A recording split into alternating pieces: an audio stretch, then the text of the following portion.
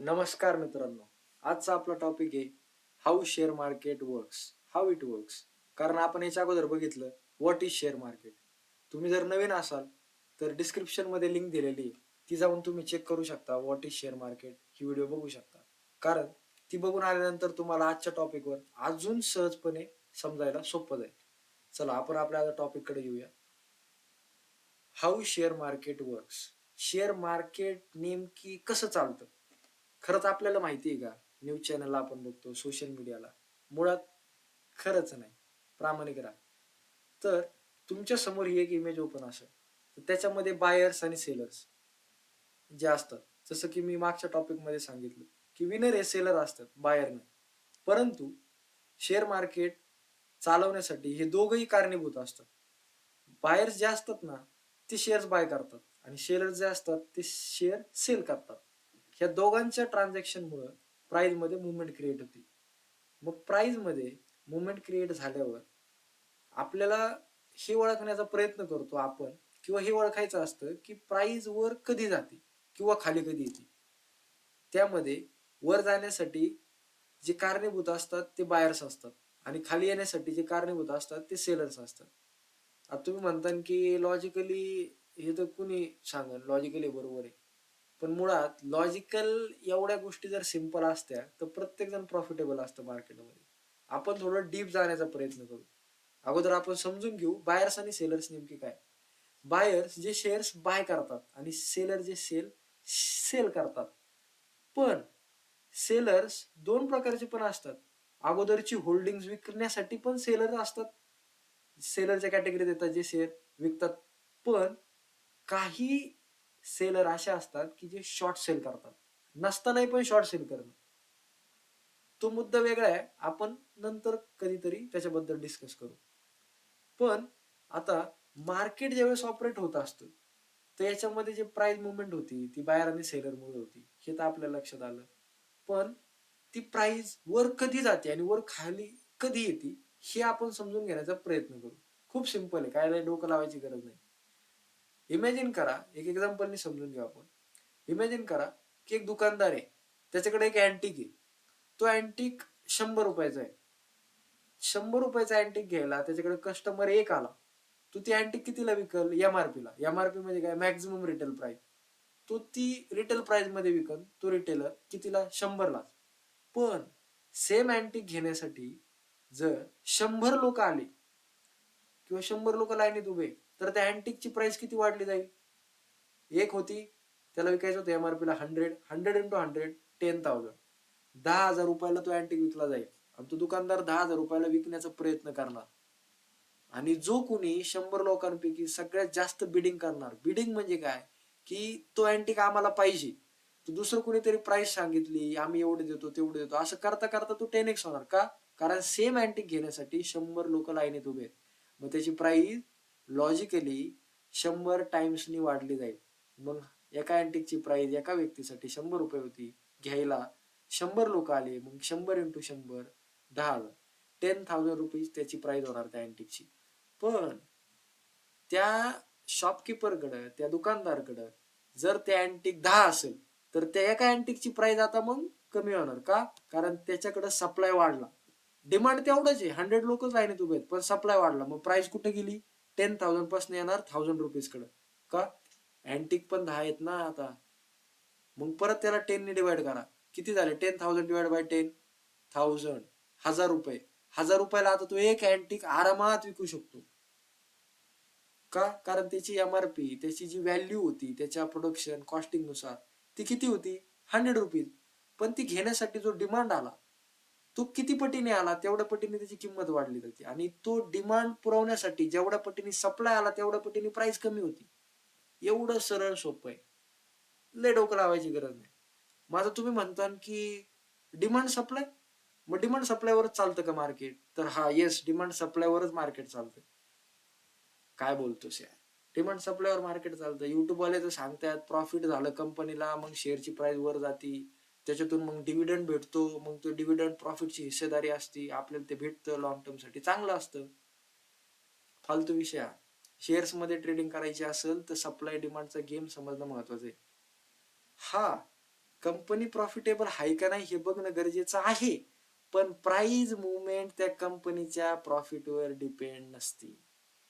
मी proof करतो ना, ते सिंपल आहे, आपण जाणून घेऊ त्याला. आता तुमच्या समोर ही जी इमेज आहे याच्यामध्ये बायर सेलर तुमच्या लक्षात आले काय असतात, बरोबर. आता आपण जाऊया गुगलकडं. गुगलकडे आल्याच्या नंतर तुम्हाला टर्मिनलला इथं दिसत असेल की हा रिलायन्सचा स्टॉक आहे. रिलायन्स कंपनी आपल्या इंडियाची सगळ्यात मोठी कंपनी आहे. कशामुळं? प्राइसमुळं, व्हॅल्युएशनमुळं. आता भरपूर सोशल मीडियाला किंवा बाहेरून आपण ऐकतो की सगळ्यात मोठा शेअर एमआरएफचा आहे. एमआरएफचा शेअर सगळ्यात मोठा आहे, खरंच? अजिबात नाही. एमआरएफच्या शेअरची किंमत सगळ्यात जास्त आहे, पण शेअर मोठा रिलायन्सचाच. का? कारण रिलायन्सचा मार्केट कॅप मोठा आहे. एखाद्या शेअरची किंमत त्याच्या नंबर ऑफ शेअर्सवर ठरली जाते की किती नंबर ऑफ शेअर्स ट्रेडेबल आहे मार्केटमध्ये. आणि ते ट्रेड होतात दोन प्लॅटफॉर्मवर, एनएससी आणि बीएससी. कोणाच्या थ्रू? ब्रोकरच्या थ्रू, जे की आपण मागच्या लेक्चरमध्ये जाणून घेतलं. त्यामुळं हे रिलायन्सचा हा जो काही शेअर आहे हा सपोज 1450च्या आसपास चालू आहे, 1468. मग हा शेअर, याची किंमत कमी आहे एमआरएफ पेक्षा, मग हा शेअर व्हॅल्युएबल आहे का? येस. रिलायन्सचा एक single share more valuable than MRF single share. का? कारण याची क्वालिटी आहे, त्याची क्वांटिटी आहे तेवढी, याची क्वालिटी जास्त आहे. तुमच्या लक्षात आलं का? नंबर ऑफ शेअर्स एमआरएफच्या मार्केटमध्ये कमी आहेत म्हणून तो महागाचा आहे, तो स्प्लिट नाही झाला. तसा रिलायन्सचा शेअर वेळेसोबत जशी प्राइस वर घेत गेली तसा तो स्प्लिट होत गेला. स्प्लिट होणं म्हणजे काय? जसं की आपण बघितलं की शेअर जे असतात ते कंपनीच्या एका पर्सेंटेजमध्ये छोटे छोटे तुकडे केलेले असतात. 0.000000001% म्हणजे एक शेअर, असं काहीतरी बारीक बारीक तुकडे केलेले असतात. मग ते आता ट्रेडेबल असतात मार्केटमध्ये एनएससी बीएससीच्या प्लॅटफॉर्मवर, बरोबर. मग हे ज्यावेळेस ट्रेडेबल असतात त्यावेळेस एखादा शेअर जर एखाद्या प्राइसला वाढला, 1000 रुपये एखाद्या शेअरची किंमत आहे, लाखो शेअरची. मग 1 लाख शेअर मार्केटला लिस्टेड आहे, आपण एक एक्झाम्पल नाही समजून, 1 लाख शेअर मार्केटला लिस्टेड आहे. तर 1 लाख शेअर मार्केटला लिस्टेड असून ते एका सिंगल शेअरची किंमत आहे 100 रुपये. मग तो 100 रुपयाचा शेअर वर्षभरात, 2 वर्षात, 3 वर्षात, 4 वर्षात जर तो 1000 रुपयाला गेला, 10x झाला फॉर एक्झाम्पल, तर त्यामध्ये प्रमोटरनी जर ठरवलं की ह्या शेअर्सला आपण स्प्लिट करू, म्हणजे त्याचे अजून तुकडे करू, एका शेअरचे, त्या सिंगल शेअरचे तुकडे करू, असे जेवढे शेअर अवेलेबल आहे प्रत्येक शेअरचे तुकडे करू. किती? मग तो जर झाला 2:1, तर याचा अर्थ असा की तो एक जो शेअर असतो त्याचे 2 तुकडे केले गेले. मग आता जे 1 लाख शेअर अवेलेबल होते 100 रुपयाच्या प्राइसने, जे वाढून 1000 रुपये आहेत, आता करंट प्राइस मध्ये 1000 रुपये आहे एक शेअर, आणि 1 लाख क्वांटिटी त्या शेअरची ट्रेडेबल. मग त्याला जर स्प्लिट केला 2:1 मध्ये, तर नंबर ऑफ शेअर्स किती झाले? 1 लाखाचे 2 लाख. मग त्याची प्राइस 1000ची किती होणार एका शेअरची? 500 रुपये. मग आपल्याकडे जर होल्डिंग असन 100 शेअर्सची आणि जर शेअर स्प्लिट झाला 2:1 मध्ये, तर आपल्याकडे होल्डिंग कितीची दाखवणार? 500 शेअर्स फॉर एक्झाम्पल आपल्याकडे, तर होल्डिंग किती दाखवणार आपल्याकडे? 1000 शेअर्सची. आलं लक्षात? मग स्प्लिट काय आहे हे तुम्हाला कळालं. मग यामध्ये जसा टाइम वाढत गेला तसा रिलायन्सचा शेअर काय होत गेला? स्प्लिट होत गेला. आता आपण या चार्टवर जाणून घेऊया, थोडं मागे जाऊ. आता तुम्हाला इथं खाली दिसत असेल हे ई आहे, हे त्याच्यानंतर एक इलेक्ट्रिक बोल्टचं सिम्बॉल आहे, ही इक्विटी. मग हा ई म्हणजे अर्निंग अँड रेव्हेन्यू असतो. हा कंपनीचा जो अर्निंग अँड रेव्हेन्यू असतो तिकडे तुम्ही चेक करू शकता चार्टवर गेल्यानंतर, अर्निंग अँड रेव्हेन्यू, अर्निंग. पण हा डी काय? डिव्हिडंड असतो. डिव्हिडंड काय हे आपण मागच्या लेक्चर मध्ये शिकलोय. तर ही इक्विटी. आता इथं आलो, इथं एक येस दिसतोय तुम्हाला बघा, येस वर क्लिक केलं ना बघा, 2/1, 2:1. म्हणजे इथं जो शेअर स्प्लिट झाला त्याची ओपनिंग किती होती? 1336, 1337. मग ज्या दिवशी स्प्लिट झाला त्याच्या एक दिवस अगोदर याचा एक स्टॉक कितीला असेल चालू? 1336 × 2 करा बरोबर, म्हणजे 2600 ते 2700च्या आसपास. मग तेवढ्या रुपयाला रिलायन्स एक शेअर चालू होता, त्याच्यानंतर तो स्प्लिट झाला म्हणून त्याची किंमत आता तेवढी कमी होईल अशी झालेली. मग नंबर ऑफ क्वांटिटी वाढल्या गेल्या शेअर्सच्या अजून ट्रेडेबल. मग या मोठ्या कंपनी ह्या गोष्टी वापरतात, मग MRF स्प्लिटच झाला नाही म्हणून त्याची प्राइस वाढत गेली.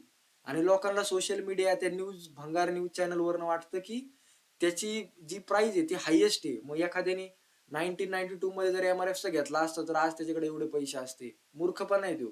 त्याच्यापेक्षा 100 पेक्षा आणि हजारो शेअर, त्याच्यापेक्षा हजारो शेअर असे आहेत की त्यांनी त्या शेअर्सनी याच्यापेक्षा जास्त रिटर्न दिलेले. का? वाढत गेले, स्प्लिट झाले, परत वाढले, परत स्प्लिट झाले. म्हणून आपल्याला असं वाटतं की हा शेअर एवढा महाग आहे आणि हा एवढा स्वस्त.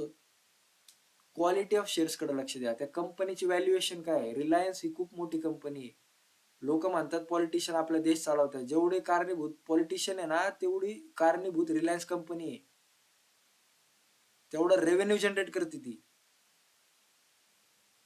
पैशामध्ये खूप पॉवर असते मित्रांनो, हे विसरू नका. गरजेला पैसेच कामाला येतात, लोक नाही. आणि जिथं पैसा कामाला येत नाही तिथं स्वभाव कामाला येतो, आणि जिथं काहीच कामाला येत नाही तिथं भक्ती कामाला येते. आपण आपल्या टॉपिक कडे येऊया आता. आता हा जो चार्ट आहे ना, हा तुम्ही भरपूर जागा बघितला असेल, इकडे तिकडे सोशल मीडिया वगैरे सगळीकडे. आता याच्याबद्दल आपण असं अज्युम करू की आपल्याला काहीच माहिती नाही, लय माहिती करून घेण्याची पण काही गरज नाही. आता फॉर एक्झाम्पल मी एक इथून लाईन ओढली, इथे एक लाईन मार्क केली, आणि आपण एक एक्झाम्पल म्हणून धरू की मी इथून एक असा एरो मार्क केला. हा जस्ट एक व्ह्यू आहे की काय बाबा काय होऊ शकतं काय नाही वगैरे, आपण नंतरच्या याच्यामध्ये बघू. मग आता ह्या लाईनीपासून प्राइस वर चालली. हे कॅन्डल्स असतात, मुळात याला कॅन्डल्स म्हणले जातात. तुम्हाला ऑलरेडी माहिती असेल याला कॅन्डल म्हणतात. ग्रीन म्हणजे याची ओपनिंग असते खाली आणि क्लोजिंग असते वर, मग ती ग्रीन कलर मध्ये डिपिक्ट होती. आणि रेड म्हणजे याची ओपनिंग असते वर, क्लोजिंग असते खाली, मग ती रेड मध्ये डिपिक्ट होती, रेड कलर फॉर्म होतो. मग आता हे जे कॅन्डल्स असतात ना, याला मुळात कॅन्डल का म्हणलं जातं? कारण याच्यामध्ये असते वीक. ही जी लाईन असते ना बारीक, ही जी दिसते इथं, ही वीक असते. ही ही ही वीक. मग वीक आणि बॉडी ह्याच्या दोन गोष्टी ज्यावेळेस एक्झिस्टन्स मध्ये असतात ना, कलर दोनच आहेत, ग्रीन आणि रेड, दोनच कलर आहे. ह्या दोन कलर वरती ना अख्खा गेम चालतो. हे जर दोन कलर जर प्ले करता आले तर मजा आहे. आणि मुळात प्ले हा शब्द वापरला नाही पाहिजे. एक बिझनेस आहे हा, एक कशाचा बिझनेस आहे हो? ट्रेडिंग कशाचा बिझनेस आहे? बिझनेस ऑफ बिझनेसचा आहे. Trading is nothing but the business of business. लक्षात ठेवा. तर आपण एक लाईन ओढली, आपण अज्युम करतोय असं होईल तसं होईल, नाही का? लाईन ओढली, बघू काय होतं आता. कधी होईल सांगता नाहीत, पण असं होण्याचे चान्सेस आहे असं कोणाला तरी वाटतं. त्यामुळे आपण बघू काय होतंय ते. चला आता ही रिलायन्सचा शेअर आहे. आता आपण याच्यावर जाऊ निफ्टी 50 वर. निफ्टी 50 वर गेलो तर निफ्टी 50चा चार्ट आहे, बरोबर. हा, तर निफ्टी 50 म्हणजे नेमकी काय? निफ्टी 50 म्हणजे भारताच्या ज्या टॉप 50 कंपन्या आहेत ज्यांचं मार्केट कॅप सगळ्यात जास्त आहे. मार्केट कॅप म्हणजे काय? Market capitalisation. म्हणजे त्या कंपनी ज्यावेळेस एस्टॅब्लिश झाल्या त्यानंतर त्या कंपनीचं जे मार्केटमध्ये इन्व्हॉल्वमेंट आहे, म्हणजे मार्केटमध्ये त्यांचे किती कोटीचे प्रोडक्ट्स अवेलेबल आहे, किती पर्सेंटेज किंवा किती कॅपिटल मध्ये त्यांनी मार्केट कॅप्चर केलेलं आहे. फॉर एक्झाम्पल रिलायन्स कंपनीचा आपण जर मार्केट कॅप जर चेक करायला गेलो, फॉर एक्झाम्पल स्कॅनरवर जाऊन आपण टाकू रिलायन्स, पण एक अंदाजा लावा तोपर्यंत की रिलायन्सचा मार्केट कॅप किती असेल. 1000 कोटीचा असेल ना, 1000 कोटीत तरी असेल, एक अंदाज लावू. मग किती असेल तो? 1000 कोटी, 2000 कोटी, 10,000 कोटी? नाही. किती असेल? 50,000 कोटी. 50 नाही, 1 लाख, 1 लाख कोटी. ऐकलाय का कधी आकडा? हा, म्हणजे त्या लेवलला जायचंय म्हणून ऐकायला आलं असेल तुम्हाला माझ्याकडून. 1 लाख कोटी नाही. चेक करू.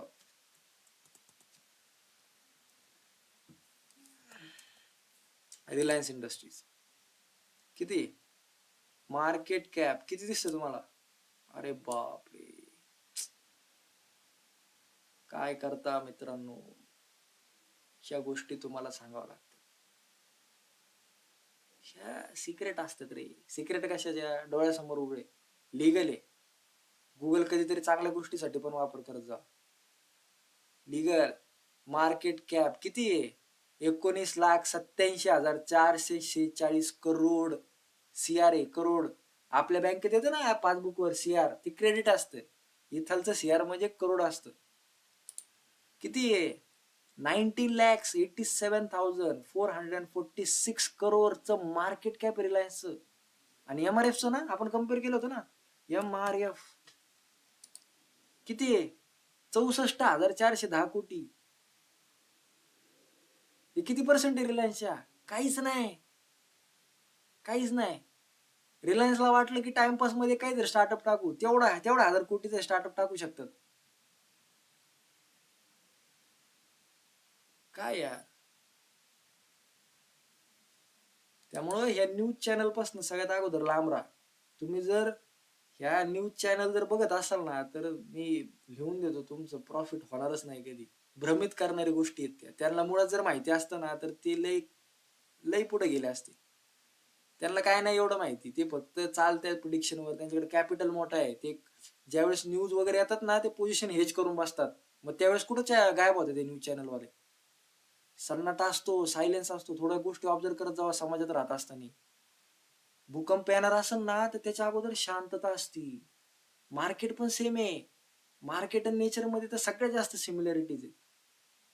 आपल्याला वाटतं की हे असं चालतं, ते तसं चालतं, हे असं झालं तसं. काय नाही, काय माहित नाही तुला, तू गप्प बरा. नीट लक्ष देऊन ऐक काय चालू आहे ते. 64,410 कोटीचं आहे MRFचं मार्केट कॅप. तुमच्या समोर आहे, माझा डाटा नाही हो, गुगल आहे.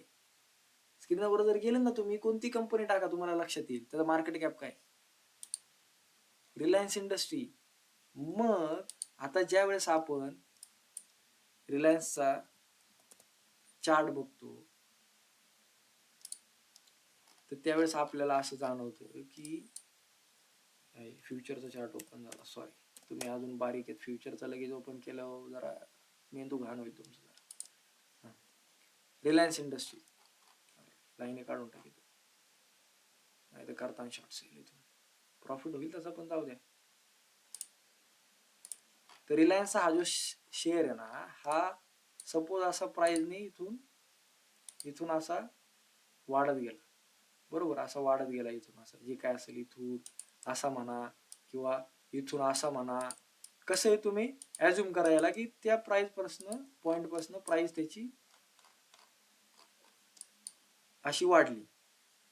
मग याच्या मागं कारण काय आहे? कारण काय असं याच्या मागं सांगा बरं. आता आपण असा चार्ट ठेवू इथं. ही जी काय प्राइस आहे ही इथून खालून वरती वाढली, याच्या मागं कारण काय? कंपनीला काहीतरी लय मोठा प्रॉफिट झाला, तो तर दरवेळेस होतो. मग जर कंपनी जर ऑलरेडी प्रॉफिटेबल आहे, तर मला एका गोष्टीचं एक एक्सप्लेनेशन द्या की इथून प्राइस खाली का आली. व्हाय इथून प्राइस खाली का आली? किती पर्सेंट आली ती प्राइस खाली? चेक करू आपण, चला लगेच. 30%. 30% प्राइस खाली आली 8 जुलै 2024 पासून ते 7 एप्रिल 2025 पर्यंत. 30% म्हणजे डिस्काउंटला शेअर चालू होता तो, बरोबर ना. आता MRP त्याची किती झाली, आपण हायेस्ट पकडली करंट प्राइसला. मग त्याच्यानंतर त्याचं काय झालं, प्राइस कमी झाली, डिप्रिशिएट झाली ती प्राइस. मग डिप्रिशिएट हा शब्द ऍक्च्युअली तर नाही वापरला जात. ही कमी झाली प्राइस, खाली आली का? तिचा सप्लाय वाढला. कंपनी काय लॉस मेकिंग होती का? लॉस झाला का कंपनीला? नाही. मुळात ती प्राइस खाली आली तिथून. त्याच्या मागे कारण काय? Supply demand. सप्लाय डिमांडच्या बाहेर कोणतीच गोष्ट एक्झिस्ट करत नाही. ज्या पण काही गोष्टी एक्झिस्ट करतात ते फक्त कल्पना आहे, ते फक्त एक भ्रम आहे. चुकीचा समज, चुकीची गोष्ट, ज्याच्या मागे लॉजिक नाही. हे लॉजिकली मार्केट हे 100% सायंटिफिक आहे, 100% कॅल्क्युलेटेड मार्केट आहे. आपल्याला वाटतं की अनसर्टन आहे, अनसर्टन नाहीये बाबा. अनसर्टन आहे. एक एक्झाम्पल दाखवू मी तुम्हाला, चला. आता हे रिलायन्स आहे, मग हे किती मार्केट कॅप आहे याचा? ही अनसर्टनिटी का? ही यांचा जी कंपनी आहे ती इथं मार्केटला लिस्ट केलेली का? येडे ते आहे का नाही? आपण जास्त पैसे कमवतो, रिलायन्सचे जे मालक आहे त्यांच्यापेक्षा आपण जास्त पैसे कमवतो, आहे का नाही? मग येडे लोक आहेत, याला समजत नाही काय. 19,87,446 करोड मार्केट कॅप घेऊन बसणारी कंपनी, शेअर मार्केटला लिस्टेड आहे, ट्रेडेबल आहे. प्राइस खाली ती वर जाते. मग अशा मार्केट कॅप असणाऱ्या कंपनीचा 1% जरी मूव्ह करायचा असेल ना, याला तुम्ही 1,000 कोटी जरी घेऊन बसले तरी मूव्ह नाही होणार तू. 100 कोटी घेऊन बसले तरी मूव्ह नाही होणार तू. आहेत नाही तुमच्याकडे असतील ऍक्च्युली तेवढे पैसे, म्हणून तुम्ही त्या कॉन्फिडन्स मध्ये ब्रोकरचा पॅनल ओपन करून खाटखूट बटन दाबीत असता. जेवढा वेळ ते याला दिलाय ना लोकांना विचारण्यात मी काय करू काय नाही, तेवढा वेळ शिकण्याला द्या ना. आणि सगळ्यात अगोदर लोक ओळखायला शिका, कोण कसं आहे कोण कसं नाही. सिंपल लॉजिक आहे. 1% मूव्ह करायचा असा रिलायन्स शेअर 100 शेअर जर असेल तरी मूव्ह नाही होणार 1%. जोक झाला का? 30% प्राइस खाली आली होती का? काय रिझन आहे त्याचं? आपण इथे चेक करू. Quarterly profits, continue profit making मध्ये कंपनी, प्रॉफिट वाढतच चाललेला आहे तरी प्राइस खाली आली. 2022 पासून ते 2025 पर्यंत प्रॉफिट वाढतच चाललेला आहे तरी प्राइस खाली येण्याचं कारण आहे 30%. काय कारण आहे याचं? एक्सप्लेन करा ना, काय कारण आहे? कंपनी प्रॉफिटेबल आहे तरी प्राइस खाली आली. Supply demand. मग कोण करतं? इन्व्हेस्टर पॅनलला जाऊन आपण चेक करू. Promoter 50%, FII DI. अरे हे काय विषय? हे तर आपण बघितलेच नाही, आपण ऐकलेच नाही. FII foreign institutional investors, DII domestic institutional investor. हे दोन व्यक्ती आहेत जे आपलं मार्केट चालवतात, जे मार्केट मूव्ह करतात.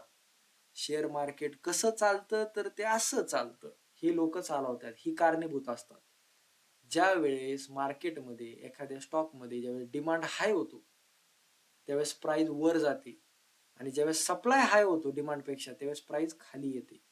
याच्या पलीकडे कोणतीच गोष्ट मार्केटमध्ये एक्झिस्ट करत नाही. लक्षात ठेवा. हे जेवढे पण बाकीचे असतील ना युट्यूबर किंवा काय कंटेंट क्रिएट करणारे, ते त्यांना काय माहितीच नाही. त्यांनी कधी लाख कोटी हास्ती शब्द तरी वापरलाय का? थोडा लॉजिकली विचार करा. मी तुम्हाला माझ्या गोष्टी नाही सांगत आहे, जे डाटा ऑलरेडी अवेलेबल आहे तो फक्त तुम्हाला मी अवेअर करून देतो त्याच्याबद्दल. मी कोणतीच गोष्ट तुम्हाला ऍडवाइस करत नाही, मी कोणतंच ओपिनियन तुम्हाला देत नाही. मी फक्त जे ऑलरेडी अवेलेबल आहे फ्री मध्ये त्याच गोष्टी फक्त तुम्हाला दाखवतोय. पडद्याच्या समोर जे बुलन बियर चालतात ना, ते पडद्याच्या समोर जसं एक पिक्चर चालतो, पण पडद्याच्या मागे चालवणारे 2-3 जण असतात. डायरेक्टर, स्क्रिप्ट रायटर आणि प्रोड्युसर. दोनच असतात मुळात, डायरेक्टर आणि प्रोड्युसर. स्क्रिप्ट रायटर तर भरपूर आहेत, हे 2 जण मेन आहेत.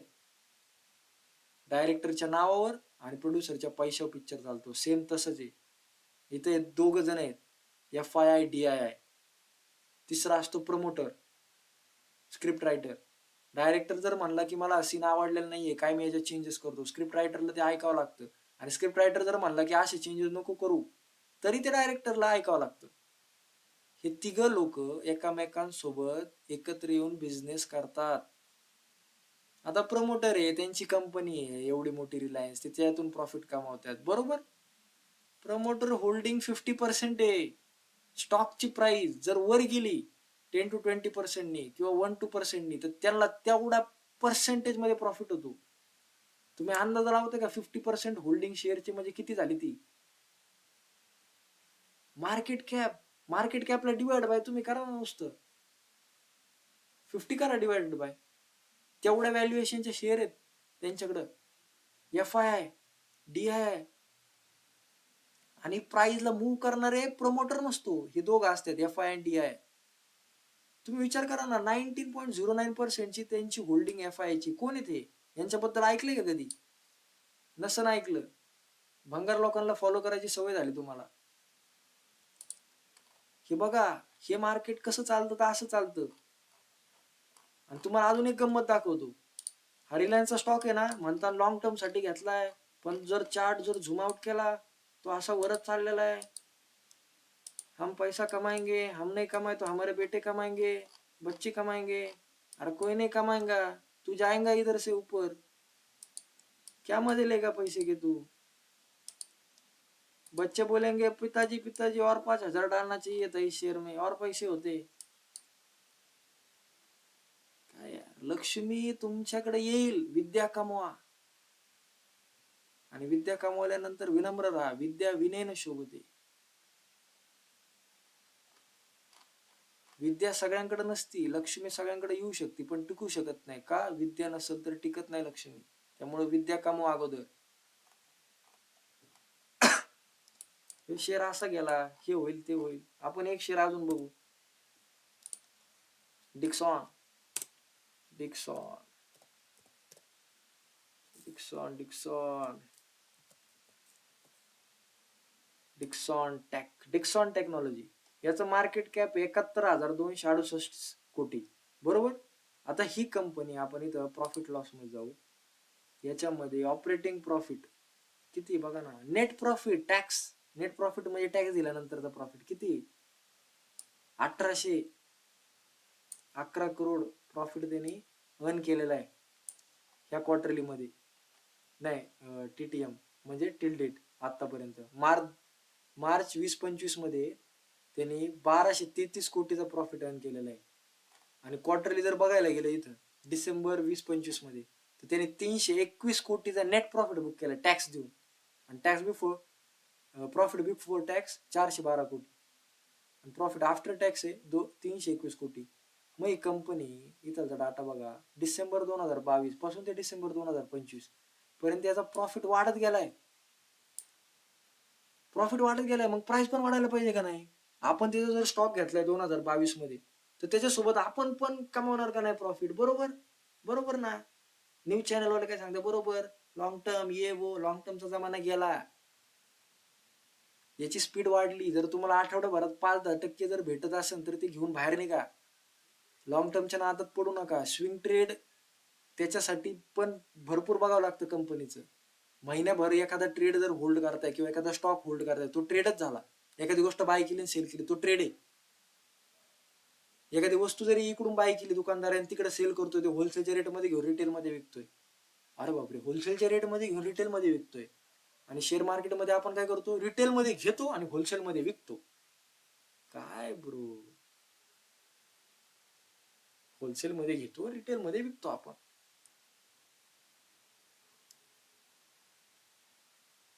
सगळीकडे नॉलेज आहे. घेण्याचा प्रयत्न करा. बघण्याचा दृष्टिकोन बदला. दुकानदार 4 रुपये कमी कमावतात पण 4 रुपये फिक्स कमावतात. डिफरन्स आहे. आपण ऐकतो की 2 रुपये कमी कमवा पण फिक्स. अरे ब्रो, बाई का धंदा छे भाई. धंदेरो माणूस छे. 2 रुपये कमी कमावतात पण फिक्स 2 रुपये कमावतात ते. का? होलसेल मध्ये बाय करतात आणि रिटेल मध्ये सेल करतात. एवढं सोपं लॉजिक आहे. तेच लॉजिक उचलून सगळीकडे वापरा. शेअर मार्केट असू, कमोडिटी मार्केट असू, काही असू, सगळीकडे तेच लॉजिक वापरा. फिजिकल मध्ये असू नाही तर हे डिसेंट्रलाइज फॉर्म मध्ये असू. त्यात याच्यात काही लई फरक नाहीये. हे डिसेंट्रलाइज फॉर्म आहे. हे फोनवर करता येतं. हे सिंपल आहे. याच्यामध्ये एंट्री खूप सोपी आहे.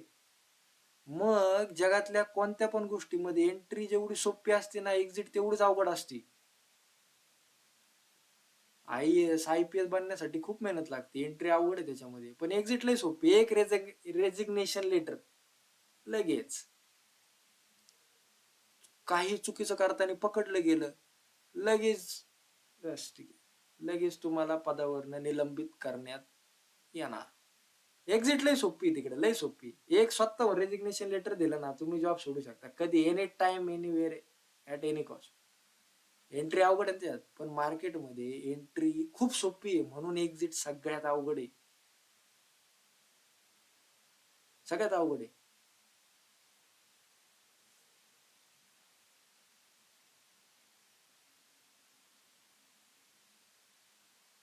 गुण बदला. बघण्याचा दृष्टिकोन बदला. समजून घेण्याचा प्रयत्न करा. शिकण्याची इच्छा ठेवा सदैव कायम. टॉपिक कडे आपण. नेट प्रॉफिट याचा वाढतच चाललाय 2022 ते 2025 पर्यंत. मग आता याचा आपल्याला फायदा झाला पाहिजे का नाही? आपण बाय केलाय डिक्सॉन, फॉर एक्झाम्पल डिक्सॉन. आता याचा चार्ट बघू आपण. अरे बापरे, असं कसा चार्ट? प्रॉफिट तर वाढत गेलाय, इथून खाली तर वाढत गेलाय. मग इकडून खाली कसं काय आला? परत वर गेला, परत खाली आला, परत वर गेला आणि परत बाप रे बाप किती खाली आला शेअर. हे काय प्रकार आहे? हे असं कसं चालतं? आता याच्यात कसं कमवायचं रिटेल ट्रेडरनी? बाप रे बाप. पण मुळात हे होतं कसं काय, हे क्लिअर झालं का तुम्हाला? सप्लाय डिमांडचा गेम आहे आणि हा सप्लाय डिमांड चालवणारे दोनच जण आहे, FII आणि DI. तुम्ही विचार करा, थोडासा विचार करा तुम्ही. 2024 मध्ये 1 जुलै किंवा आपण असं म्हणू की 24 जून 2024 मध्ये ज्या प्राइसला डिक्सॉनचा शेअर चालू होता, स्टॉक चालू होता, त्याच प्राइसला आत्ता पण आहे.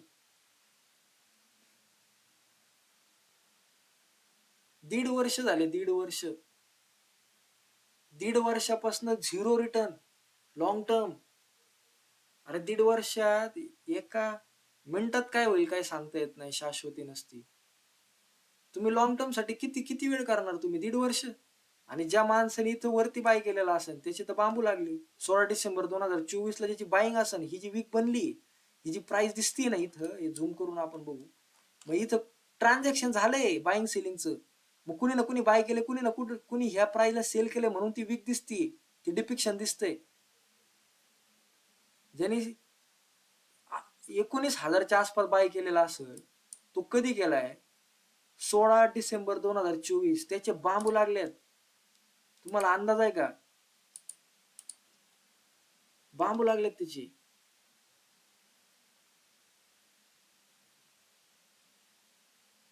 16 डिसेंबर 2024. किती % मायनस मध्ये असेल तो आता करंट प्राइसला? जोक नाहीये. 36, अरे बापरे, 37.35% मायनस मध्ये येतो आत्ता चालू. मग ही लोक येतात का सोशल मीडियाला सांगायला की मी या स्टॉक मध्ये लॉस मध्ये? एक लक्षात ठेवा, उमऱ्याच्या बाहेर सगळे परके ना आतमध्येच आपले.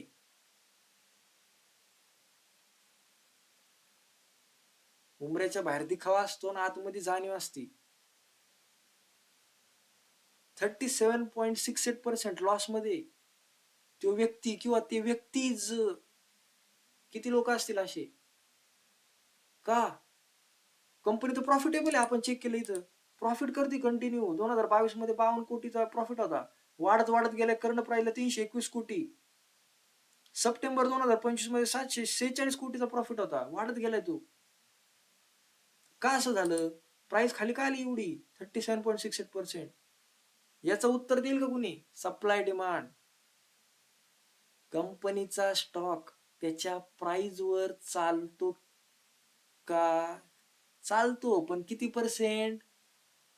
5%. 1 to 5% त्याच्या कंपनीच्या वर तो डिपेंड करतो, शेअरची प्राइस मुवमेंट त्याची 1 to 5% फक्त. एखादी न्यूज असेल खूप मोठी तर मग त्या दिवशी ती मुवमेंट होती, पण त्याच्या दुसऱ्या दिवशीपासून तो कंपनीच्या व्हॅल्युएशन त्याच्यावर नाही चालत. तो सप्लाय डिमांड वर चालतो. त्या स्टॉक मध्ये सर्टन प्राइसला बायर जास्त आहे की सेलर जास्त आहे त्याच्यानुसार तो मूव होतो. ही लोक येतात का सांगायला मी एवढा एवढा लॉस मध्ये बसलोय म्हणून? नाहीच सांगायला. सांगायला कोण येतं? मी एवढा प्रॉफिट कमावला, मी तेवढा प्रॉफिट कमावला. अरे मग ते प्रॉफिट कमवले जर ऐकतोय तर विचारायची सवय ठेवा की कसं काय कमावला तू. ते जर म्हणला की मी बाय केला होता लॉंग टर्म साठी, कंपनी चांगली होती, झाला प्रॉफिट, त्याच्यापासून लांब राहा. तू एक दिवशी मजबूत लॉस मध्ये जाणार, तुम्हाला नेणार सोबत. लॉजिकल काय लॉजिक आहे त्याच्या मागचं? हे एवढं सोपं आहे का? चांगली कंपनी बाय केला स्टॉक झाला प्रॉफिटेबल. सुधरा आता तरी. म्युच्युअल फंड लोकांनी विड्रॉल करायचे सुरू केले, त्याची न्यूज आली का? नाही. किती % रिटर्न दिलेत म्युच्युअल फंडने 2 वर्षात माहिती आहे तुम्हाला? 0%.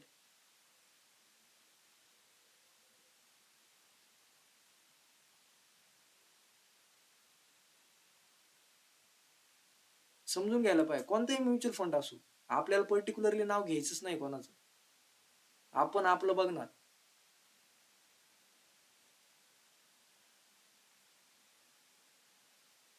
37.68%. आणि म्युच्युअल फंड म्हणजे नेमकी तरी काय?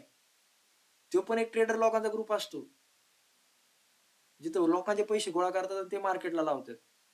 प्रॉफिट झाला तर इथून मागे जेवढं रिटर्न देत गेले तेवढंच रिटर्न देतात, त्याच्यापेक्षा जास्त देणार नाही. 12% रेशो तर तुम्ही मेंटेन करणार, ते फार तर फार 12 ते 13% पर्यंत नेणार.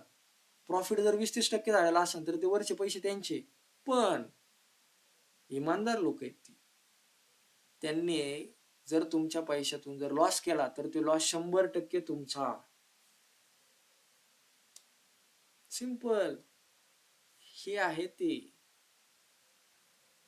अरे मग एवढं जर करतोय त्याच्यात टॅक्स पण कट होणार.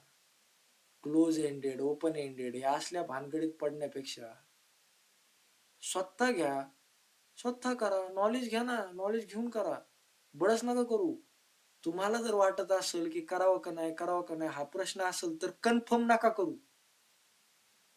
पण जर शिकण्याची इच्छा असेल तर नक्की करा, कारण तुम्ही शिकण्याच्या माइंडसेटने आले, जाणून घेण्याच्या माइंडसेटने आले.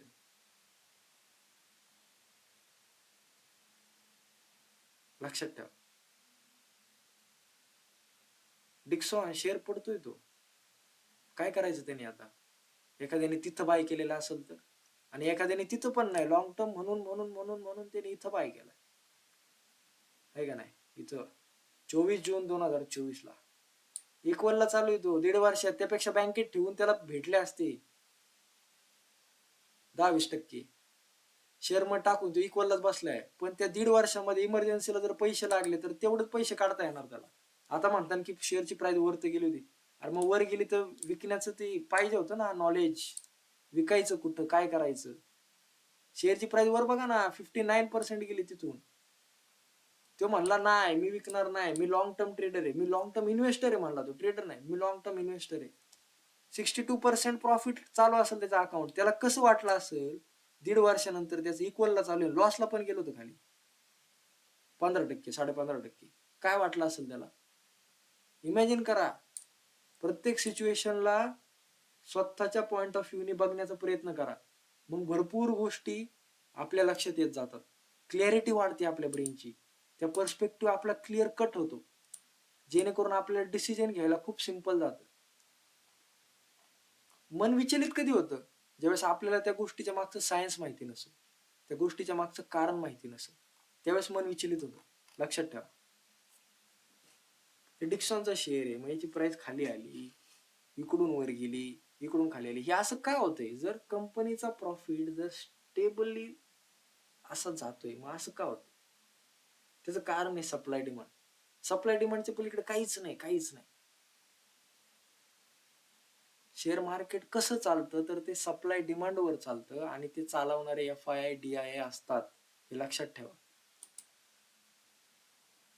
मार्केट कॅप आहे, स्क्रीनरवर जा, स्क्रीनर वेबसाईट यूज करा, त्याच्यावर जाऊन तुम्ही चेकआउट करू शकता. हे ट्रेडिंग वे चार्ट आहे, हे तुम्ही बघितलं असेल. हे काही हाय फाय नसतं, खूप सोपं आहे, खूप सोपं आहे, खूप सोपं आहे. याच्यात काय लय रॉकेट सायन्स नाही, लॉजिकली गोष्टी खूप सोप्या आहेत, खूप सोप्या आहेत. फॉर एक्झाम्पल इथून लाईन ओढते, रॅन्डमली आपल्याला ड्रॉ करायचंय. ड्रॉइंग करतो ना आपण पेपरवर, तशी मी चार्टवर ड्रॉइंग करतो, आहे का नाही?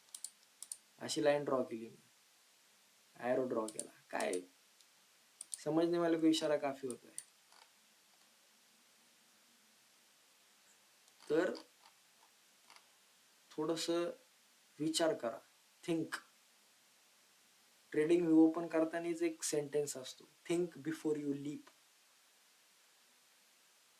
त्यामुळं विचारपूर्वक गोष्टी करा, विचारपूर्वक गोष्टी बघा.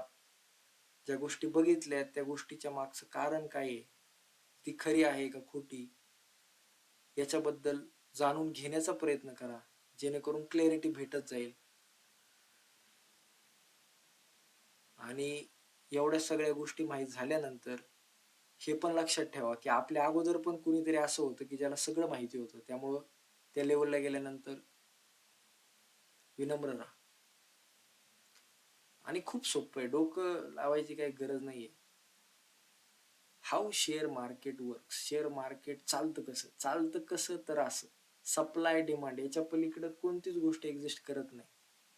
हे लक्षात ठेवा. कोणतीच गोष्ट एक्झिस्ट करत नाही. कंपनी आली, IPO आणला, प्रॉफिटेबल आहे, मग प्राइस वर जाती, असं असं आहे का? आहे का? आपण एक चेकआउट करू. चला IPOचं आपण चेकआउट करू. कंपनी आणली ना, सप्लाय डिमांड काय असतो ते. आता आपण LIC बघू. LIC, oh my God, LIC ने IPO आणला होता माग, फेमस झाला होता तो. ओ माय गॉड, लोक येडे झाली होती. प्रोफेशनल लोकांना अगोदरच माहिती होतं पडणार आहे. आपण फेमस झालेली गोष्ट. अरे याची कचोरी लय फेमस आहे, तिकडे गेलो खायला, झुरळ सापडलं त्याच्यात. अरे याची आईस्क्रीम लय भारी, गेलो पाल सापडली त्याच्यात. अरे काय यार, मूर्ख लोकांचं ऐकलं मूर्खपणाचं एक्सपिरियन्स होणार आहे ना. LIC याचा IPO आला होता इथं 17 मे 2022 मध्ये. LIC चा IPO आला होता. प्राइस कुठे गेली? वर गेली. अरे बापरे, वर गेली काय? खाली आली. 17 जून 2022 पर्यंत खाली होती प्राइस. किती %? चेक करू ना आपण लगेच, तुमच्या डोळ्यासमोर आहे. काय मी मनाने नाही केलेलं आहे, ऑलरेडी अवेलेबल आहे. NSE गुगल वर जावा, अवेलेबल आहे चार्ट. 25.25% मायनस मध्ये. IPO अप्लाय करा IPO अप्लाय. मग तुम्ही म्हणता की नाही काय IPO चांगले पण आहे, वर पण जातात. हो वर जातात. मग ते वर का जातात त्याचं कारण फाइंड आउट करा ना. रॅन्डमली काही कुठं आपण नुसते बटन दाबतो फोनवर, ब्रोकरच्या पॅनलला. पटतं कधी आपल्याला? नाही पटलं पाहिजे. विचारपूर्वक काम करा, कारण पैसा तुमचा आहे, मेहनत तुमची, निर्णय पण तुमचाच पाहिजे, कारण कारणीभूत तुम्ही आहात. आपण जर एखाद्याचं ऐकलं आणि एखादा निर्णय घेतला की त्याने सांगितला की हा स्टॉक बाय कर, तो वर जाईल किंवा जे काय होईल, फॉर एक्झाम्पल विकून टाक, वर जाणार नाही, खाली येईल, आपण त्याचं ऐकतो तसं करतो. त्यानंतर जर ते तसं घडलं नाही आणि त्याच्या अपोजिट झालं, आपण तो शेअर लॉस मध्ये विकला आणि तो नंतर वरती गेला प्रॉफिट मध्ये, तर आपल्याला काय होतं? रिग्रेट होतं. आपण त्या दुसऱ्या व्यक्तीला कोसतो, सांगतो की अरे यार त्याचं उगाच ऐकलं, त्याचं नव्हतं ऐकायला पाहिजे. आपल्यात चूक आहे का? त्याचं ऐकलं म्हणून. सिंपल लॉजिक आहे. असं म्हणतात की त्याने विहिरीत उडी टाकली तर तू जाऊन पण काय टाकशील का? तो म्हणला शेण खा, मग शेण खाशील का? असं नाही. हे छोट, थोडा व्याप वाढवा, थोडा अजून डीपली कट टू कट बोलायला शिका. त्याने काहीही सांगितलं, त्याच्याकडे तोंड आहे, तो काहीही बोलल, काही सांगल, पण त्याचं ऐकण्याचा निर्णय आपला होता. मग जेवढा कारणीभूत तो आहे ना, त्याच्यापेक्षा जास्त कारणीभूत आपण आहे. मग अगोदर स्वतःच्या चुका बघायला शिका, त्यानंतर तुमच्या लक्षात येईल की चुका सुधारायच्या कशा. आणि मग ती करता करता करता करता कोणत्या पण फील्ड मध्ये आपण कधी मास्टर होऊन जातो आपल्याला पण कळत नाही.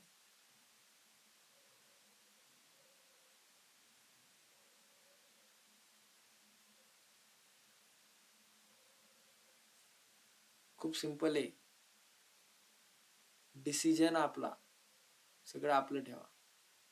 कोणाच तरी ऐकलंय मग तो खोटाच असं नाही.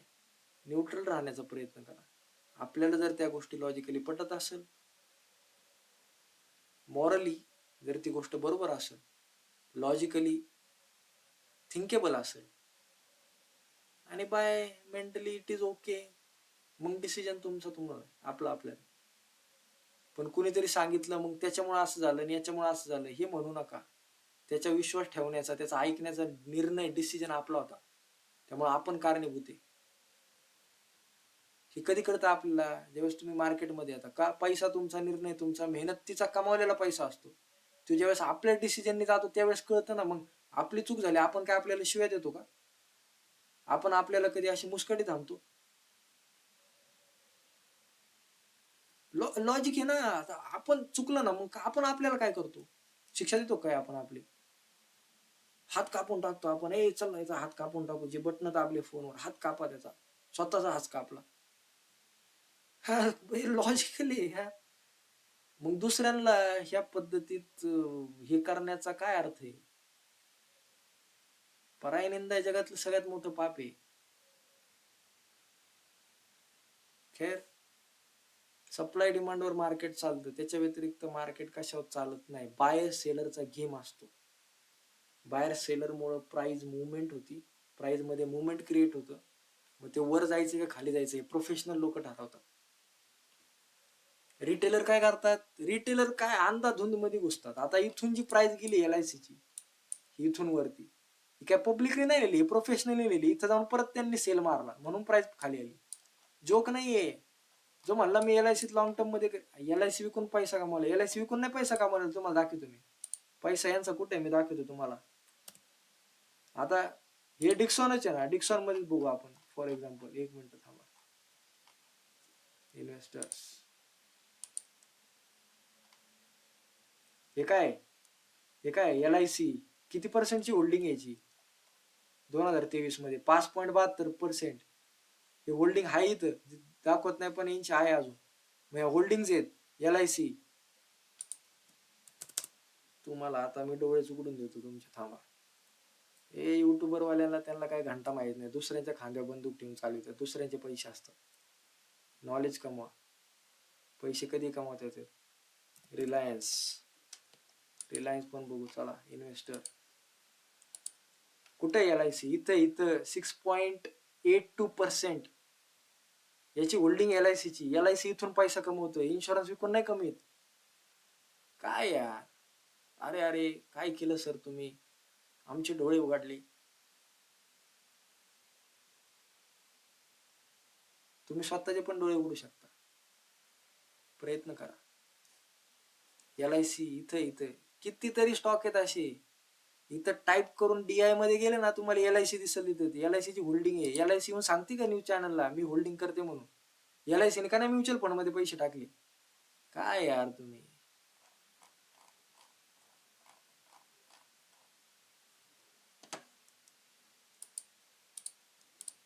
LIC आणि त्याचा शेअर खाली नंतर वर गेलाय तो परत. आज तेवढाच प्राइस आहे. मग बघा, ज्या प्राइसला तो लिस्ट झाला त्याच प्राइसला आज पण आहे. 2022 2026 चालू आहे आता.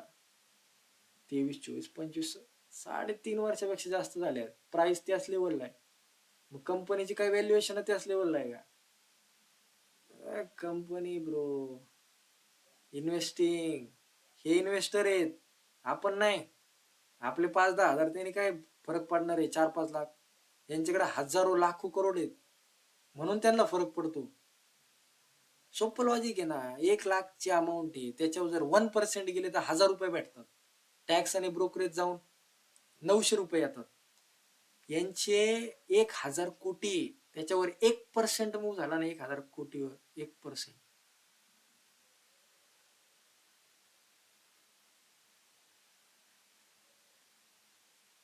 किती पैसे होतात विचार करा जरा.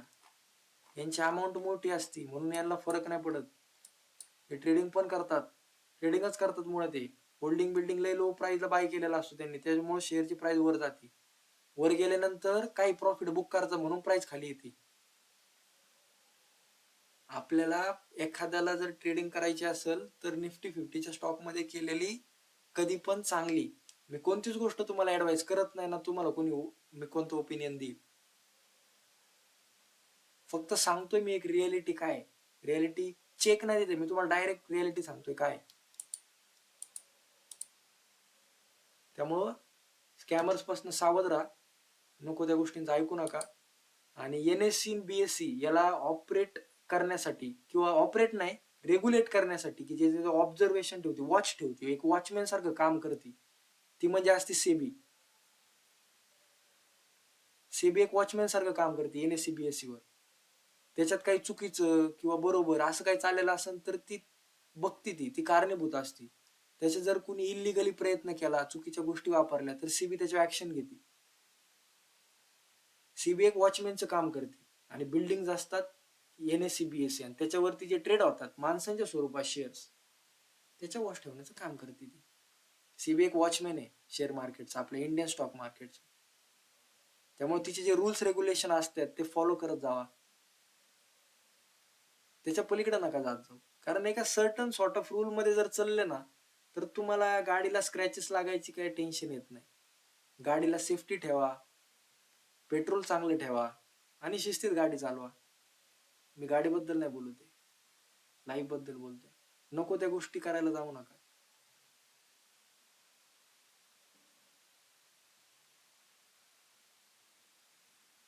लक्षात ठेवा, एज्युकेशनल वेनी आपण समजण्याचा प्रयत्न करतोय, जे की आपण समजलो. ऍक्च्युली समजण्याचा प्रयत्न काय करतोय, रिअलिटी डायरेक्ट ओपन करून ठेवली तुमच्या पुढं. डिसिजन तुमचा आहे, पैसे तुमचे, मेहनत तुमची, निर्णय पण तुमचाच पाहिजे. सावध व्हा आणि एज्युकेट होत राहा. तर आजचा टॉपिक इथंच संपला. आपण पुढच्या टॉपिक मध्ये भेटू. हू ऑपरेट्स इट. शेअर मार्केट नेमकी कोण चालवतं, कसं चालतं शेअर मार्केट हे आपण बघितलं. पण शेअर मार्केट चालवणारे कोण आहेत त्यांच्याबद्दल आपण पुढच्या टॉपिकला जाणून घेण्याचा प्रयत्न करू. प्रयत्न काय, कन्फर्म जाणून घेऊ. तर स्वतःला एज्युकेट करा. व्हिडिओ आवडले असेल तर लाईक, शेअर, सबस्क्राईब करा. आणि जरी नाही केलं तर व्हिडिओ एकदा रिपीट करा एज्युकेशनल पर्पजसाठी आणि अवेअर व्हा. डिस्क्रिप्शन मध्ये प्रिव्हियस व्हिडिओची लिंक दिलेलीच आहे. आणि नंतरच्या टॉपिकला आपण जाणून घेऊ की हाऊ इट वर्क्स. हे आजच जाणलं ना आपण. लक्ष देऊन ऐकताय म्हणजे तुम्ही. वा. हू ऑपरेट्स इट. शेअर मार्केट कोण ऑपरेट करतं हे आपण नंतरच्या टॉपिकला जाणून घेऊ.